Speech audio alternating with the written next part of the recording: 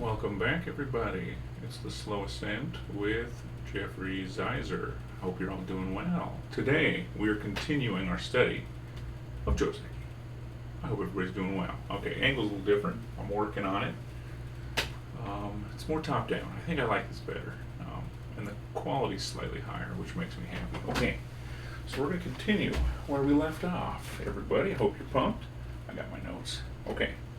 So we're going to continue one of the first ones we studied, which is 3-4 point,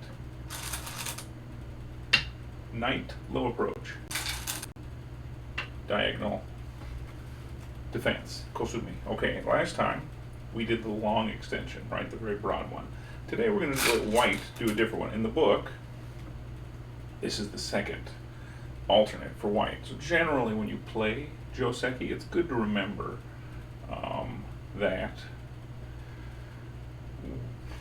the attacker gets to pick the response to what you pick. So once you pick kosumi, he has a set. In the book, there's a first page right after the kihon, right at the fundamental Joseki of the variations white can normally pick. So we're going to pick variation 2, 2-space jump. Now in this case, they don't call it a tobi, they call it a hiraki. That is to say, it's an extension towards the start point, right? So this is good, as say white is settling himself. Now in Go theory, this one takes a while for new players to kind of get their heads around. But a third line, right, 1, 2, 3, third line, 2-space extension, not surrounded by too many stones, is generally considered alive. Generally. You can't play away, you gotta defend. This is the fundamental living shape. So white will play this. Now why, as the rules point out, this is the safest move of all the sets.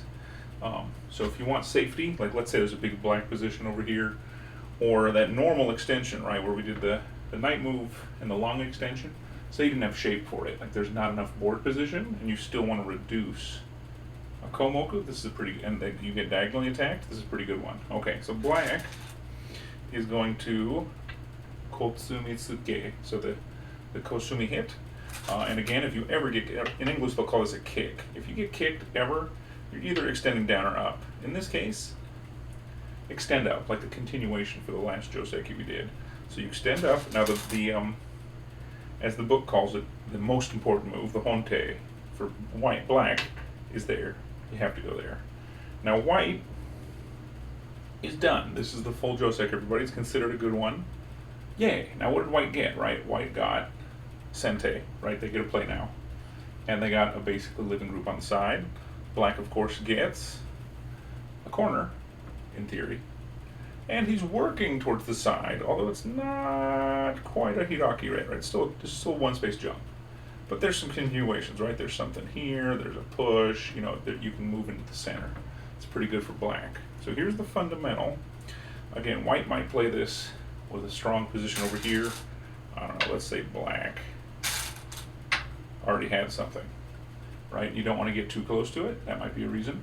Or if there's a really stronger looking black position, right? Although in this case, I'd probably go further because now the extension is helping him. So depends what the position is, right? Let's say it's especially thick. This is pretty good. All right, so some variations, because there's always variations. Let's say you're playing a black who is a little uppity. He wants to try something else. All right, let's let him do it, because again, you always have the right to make a mistake. All right, so white goes here. Black kosumis. White does the 2-space. Now black decides, I'm going to go for the side, all the way over there. All right, as the book says, white is satisfied with just that. White took the corner, black got his extension. So white right now is looking strong. He's satisfied. This is very good. This is not Joseki, by the way. This is considered good for white, because black basically conceded the corner for no reason. Because remember how we said white's generally playing this when there's pressure on this side, or let's say maybe something in the middle scares them. But I generally say thickness over here, black thickness. You've just conceded, you ran away, basically. You conceded a point. This is generally not Joseki. The one we showed before, let's look at it again, right? Right, if black wants to go that way anyway, this is already pretty strong. Now there is an alternative that's still Joseki, we'll say slightly. That is a similar shape, but not quite the same. Okay, let's reset here. And again, for repetitiveness, let's set it one more time. It always feels good to watch it come. So we hit black diagonals, white two-space extension, makes a little anchor. Black can go one further, all the way below the start point over here.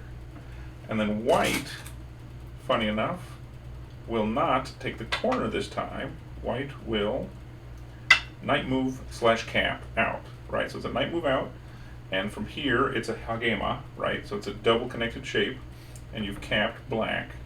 Now why this is good, black then has to kick 3. Now you go down 4, because it's a new shape, right? So now you've got this shape threatening the corner. Black has to do one more move, 5. And it's a similar shape as the last one, except white still has sente, and you'll notice white has a high position. So if black really wants to get over here, this shape's better. Because again, right, you've surrendered the corner slightly, right? There's definitely some aji. Even the basic move isn't very good for black, right? Because something like that. I really don't like that for white. I would probably jump in. But you could do that. Right, white has some forcing moves. You could just jump in and complicate the snot out of it, which is always fun. I always recommend trying that. But so the corner is now less secure, right? But black basically traded a secure corner because now white's one lower, right? Whenever you have one below you here, consider the stuff under here not secure, right? Even the basic endgame monkey jump or something, the corner is white's. So you've surrendered a bit of the corner to get that longer side extension. So if for some reason you wanted this is a slightly less favorable variation. I would say it's still Joseki. It's a little more favorable to white because now white is out. Now what white doesn't want to do, why don't you want to slide? Almost all of you will see this immediately. I'll show you. Let's leave black. Let's take our guys one more time. Okay, white approaches, low approach, right? Black, kosumis. White does his extension. Now black does the same thing, right? You feel like he's getting greedy, he goes for the side. You remember that first variation you did, you go, I know, I'm going to punish him. Okay, watch this. This is actually not punishing. 3, 4, 5. And as the book just says, this one's just called moyo, right? Moyo just means this could be territory. This is not interesting for white because look at it. Just look at it like that. Right? So white got a corner and a little bit of a side. Black got nearly 2 because right now the potential territory is something like that. Right now it's going to get reduced or something probably, right? But even that is probably 2.5 or probably 50% bigger than this already. With one more move, right? This is becoming gigantor. It's not a fair trade. So that's why. Now this is where the Josekis get fun. For new players, I know it doesn't feel very fun, but this is where Josekis are like teaching you those principles, right? Because this move, just this one move, is a one-space differential, the severity of that move here changes. Just one space differential. So you got to keep that in mind. So this is where like, and remember this is I think this might be the shortest variation in this book. This is only 4 sections. It's 1 page in the big book. So there's 1 page variation. You only have to learn 4 variations if you're going to play it right, but you need to know what you're playing. And most of the good, I'll call them working your way up books point out, play simple Joseki, but play ones you understand. That's always a good rule. Even if you're not sure of direction of play yet, just feel that, right? That feels bad for white. And conversely, if you're black, because we've taught this from the perspective, or I have, of you're the one playing this. So you need to know in what cases do you push a guy, right? Because if a guy learned the Joseki wrong and he does this to you, push him hard, right? Get your advantage. And again, this is where I like studying Joseki. It shows you these continuations are actually where you get more of the meaty stuff.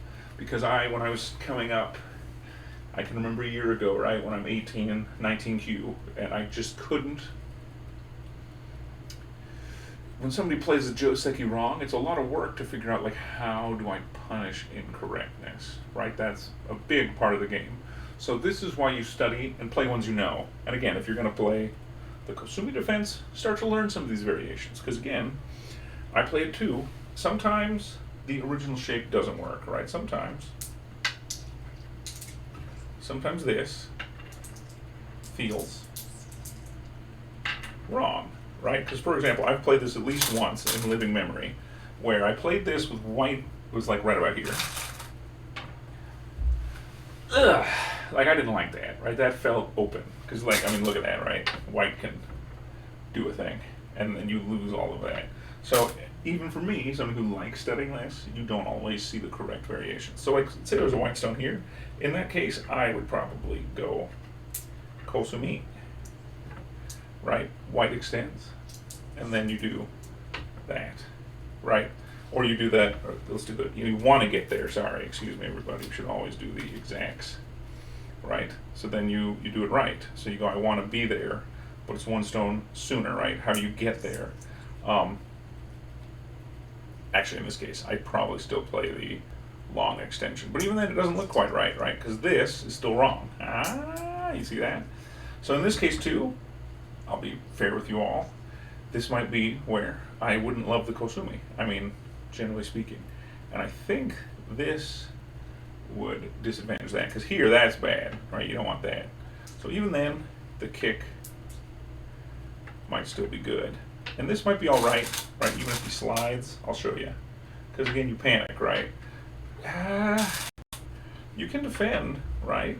Or you can get away. Or you can threaten. You know, there's other ways to, like, start making shape. Now, again, if you're going to play the kosumi knowing that's there, one reason you play the kosumi is because it's high, right? You know you need to get out, or you want to have a high position to attack white. So there's a reason to play it. But here, yeah, this one too, this is where I'd be tempted to do that, right? But as we saw, white's going to slip in, and then that's not a good shape for you, and you're not getting any side profit anyway, right? So I'd be very leery to play it. And this doesn't look very good, I'll be honest, right? Because that's a different move. You see, now that we've done a contact play, what if white starts to fight, or fight, or fight? It all feels bad. So setting, this is the hard part with Joseki, right? The setting matters, right? In isolation, obviously,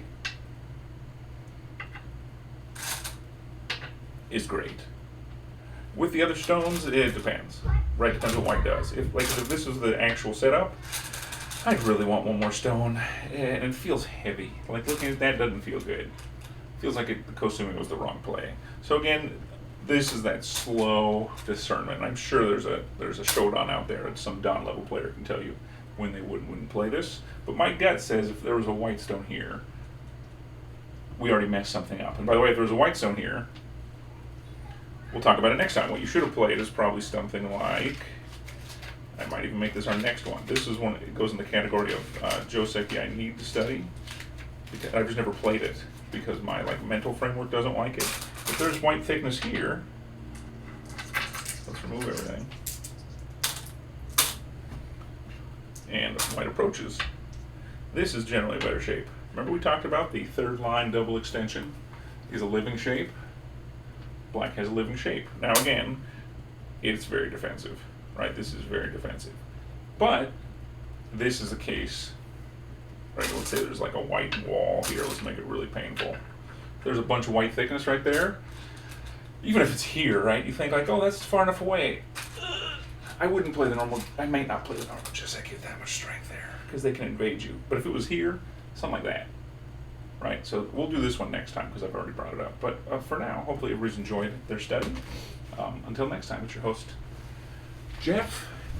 Until the next move, hopefully everybody keeps studying and enjoys their time. I'll see you on the next one where we'll do the two-space extension, I guess.